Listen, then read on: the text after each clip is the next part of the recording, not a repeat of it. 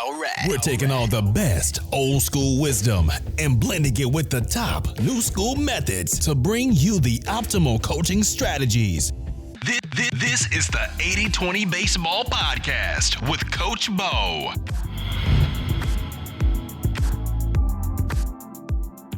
Welcome, youth baseball coaches, parents, players. Welcome to this week's episode. So we're going to have some shorter, quick-hitting episodes with a few key pointers to get us going into the baseball season. Then I have a couple really good interviews coming down the pike. In fact, I reached out to a couple people today that I would be really excited to hopefully bring onto the podcast soon here.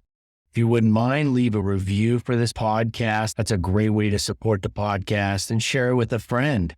So the season has started recently for some of you. For many of you, it's about to start or it's coming up. We need to have team rules. Just don't have too many rules, but you have to have some team rules, some team expectations. You can call them standards, expectations, rules, what have you. Clearly define what kind of hustle you want to see from your team during practice and during the games. Sportsmanship, or how they are as teammates. Another big one is keeping the equipment organized, not losing baseballs, keeping the dugout organized, leaving the dugout in good shape after they leave at the end of practice, at the end of the games. A couple other rules: players aren't allowed to talk to the umpire unless it's an emergency, unless it's an urgent injury matter. Equipment is not to be thrown, slammed, chucked at any time. It's important we have expectation standards rules. Just don't have too many. No more than 5 core team rules. Clearly lay them out for the players and the parents. Explain the consequences. Hopefully they're tiered. The consequences should be tiered. I'm a big fan of a warning, especially for youth baseball. This isn't college. This isn't the pros. There's a warning and then a minor consequence, and then tier it from there. Then follow through with the rules,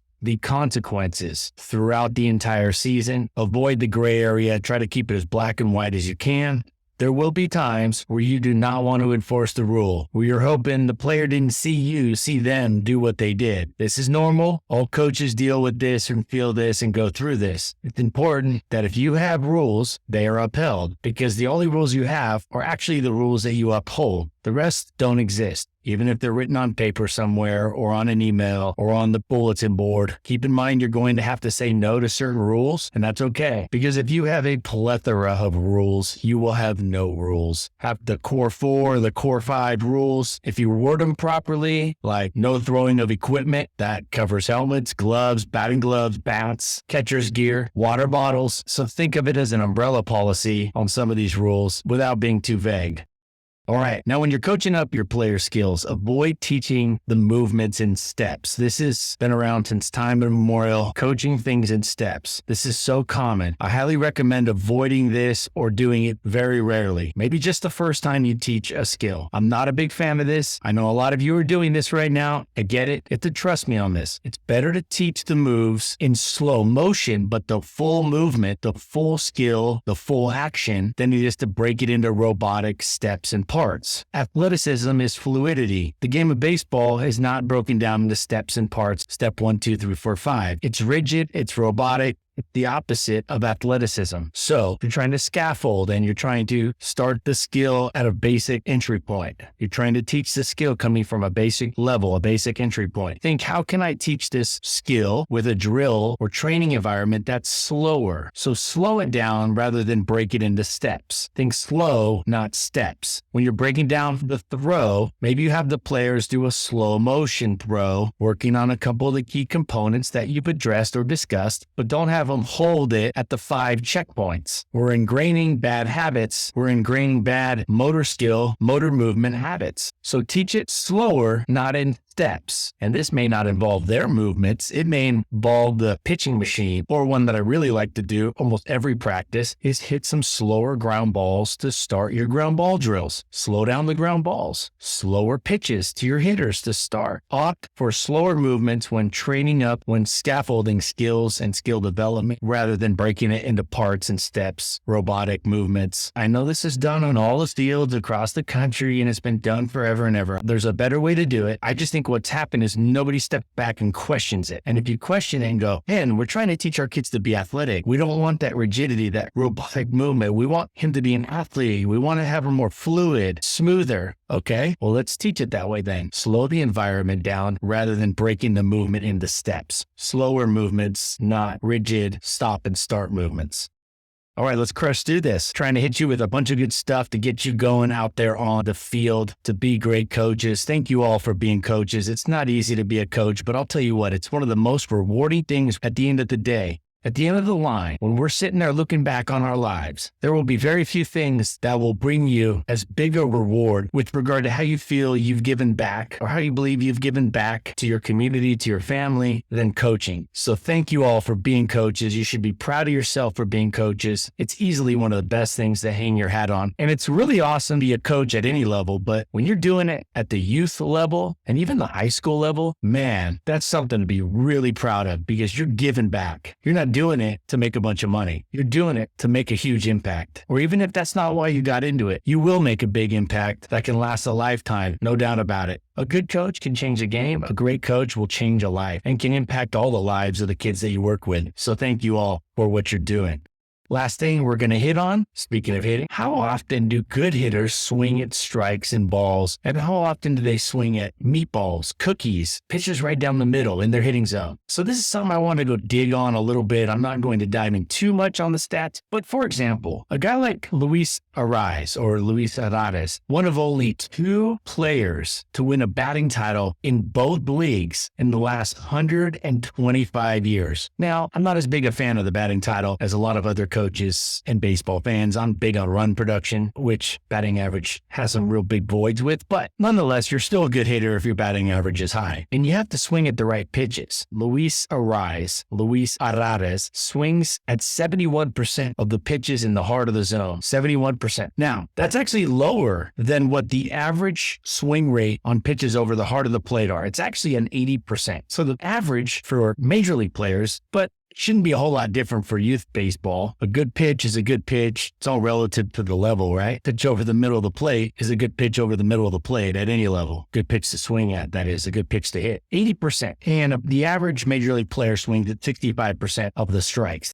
I think a goal for our hitters should be 90% swinging at pitches in their hitting zone, heart of the plate. That's a really good goal to have. Now, Luis's percentage is lower because he takes more pitches. He's more patient. And his chase percentage is 20%, which is really low. So 2 goals that I think we should have for our players. With less than 2 strikes, our hitters should swing at 90% of those pitches that are in the hitting zone, that are in that half of the strike zone that they can hit a line drive with, that they can make some good contact with. 90% of the time they should swing at that. That means 10% of the time they take that pitch. Now, if they're dialed in and ready to swing, 90% shouldn't be that hard, especially since kids aren't dropping in Barry Zito curveballs or throwing these 2-seam fastballs that have 30 inches of horizontal break coming back over. There's just not as much trickery with pitches at youth baseball. Hand size, experience are a few of the main reasons that's the case. But nevertheless, a lot of times we'll set goals for hitters to have a certain amount of hits or a batting average or an on-base percentage. I think we need to break it down to things that they can completely control. They can't completely control on-base percentage. Batting average may smoke the ball 10 times and they may get caught 4 times, or they may hit the ball really hard 10 times and it only gets fielded or caught 2 times. So I like setting goals that are at the ultimate control level, the highest level of control. And to me, that's swinging at the right pitches and also swinging with good intensity. No cheap, easy swings with less than 2 strikes. 90 to 100% swings on pitches in the hitting zone, not the whole strike zone, but in that hitting zone. Might be half the strike zone, give or take. It might be a little lower for some hitters, a little higher, a little in, a little out, depending on the hitter. But hitters should know where they like the pitches, generally speaking, and swing at those pitches 90% of the time with less than 2 strikes. Of course, with 2 strikes, they better swing 100% of the time, but that's a different discussion. And then the goal for chase rate for our players shouldn't be 20% like Luis. I think that's setting the bar a little too high. I think the chase rate should be under 33%, so under a third, meaning 2 out of the 3 pitches out of the strike zone that our hitters see, they don't swing at. Now, fringe pitches that the umpires call on a strike, those are not out of the strike zone. So the strike zone is what the umpire determines. It could very well be 6 inches off the plate or more, up or down, left or right. So whatever the strike zone is for that day, for that umpire, we're swinging at a third or fewer pitches out of that area. Hitters are going to chase pitches. Hitting's very hard, as we all know. They're going to chase pitches, but we should be swinging at 33% or less. So a third or less of those pitches out of the strike zone. And our hitters should aim for that goal of swinging at meatballs 90% of the time. Let's start there.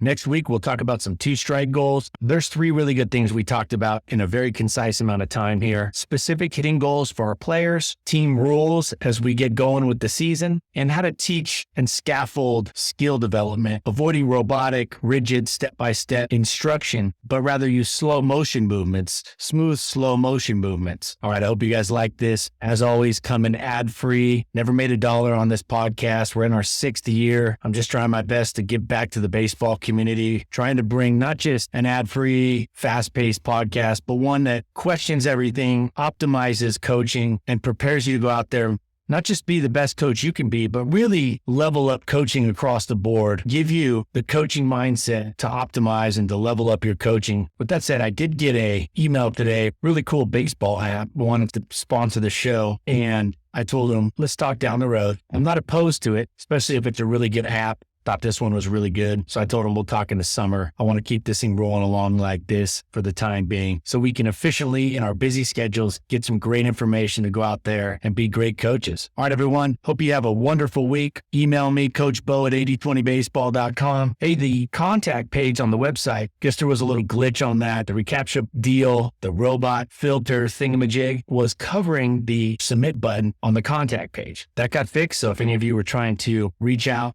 I got that fixed up, or you can just send it to me, Coach Bo, B-O as in the American athlete version of the spelling, not the French soap opera version, Coach Bo at 8020baseball.com. So next week, we'll talk about some hitting goals to have with 2 strikes, and we'll talk a little bit about some of my takeaways from a meeting I had recently as the coaching director for a local youth baseball organization, doing some great things, a few takeaways from there that I want to share. So some good stuff. All right, everyone, let's take care of our health so we can be there for our families, our close friends, and be there for our players, our kids. Let's take this information out there and, like Tony Gwynn with 2 strikes, just put it into play and see what happens. And I'll tell you what, it's going to be good. All right, y'all. Until next week, adios.